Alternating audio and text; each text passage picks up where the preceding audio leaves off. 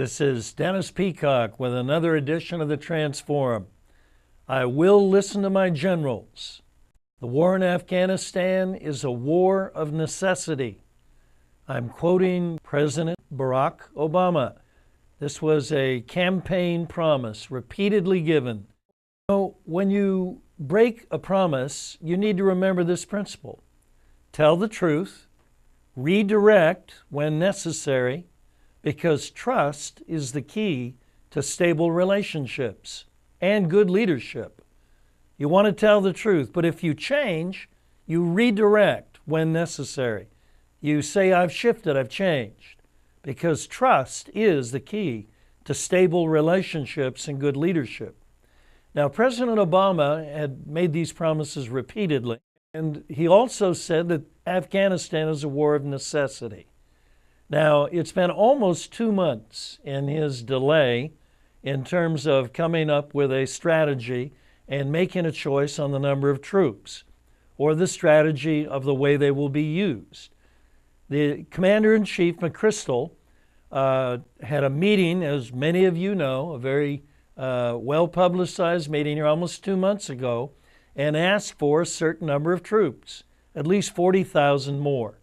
And the interesting thing is, when the direction of those troops was waiting, nobody knew what was happening.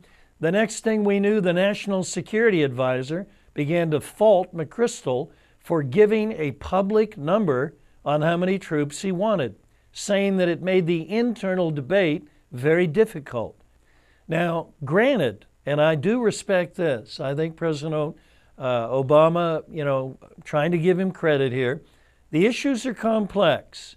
It's different than Iraq in the sense that Pakistan, who obviously has got neighboring problems with India and its relationship with the Taliban and radical Islamicists, very, very different because you've got nuclear weapons at stake there.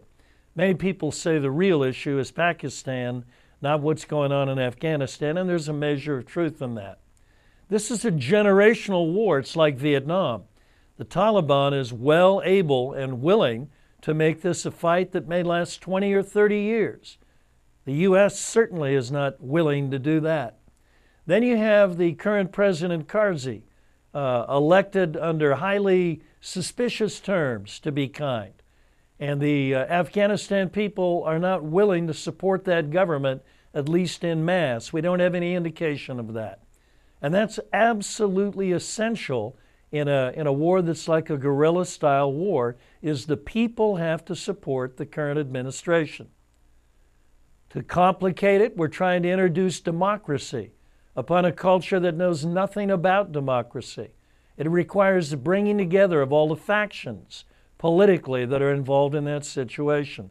No easy task. Then we have popular support, probably the overarching issue in the whole situation. Fighting a guerrilla war on somebody else's territory requires that when you bring support, the people support you.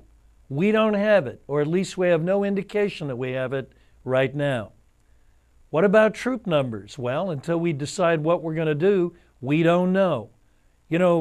President Bush, with all the criticism, his surge worked. It was the tipping point number of bringing those extra troops in. Will that be the case in Afghanistan? Not clear.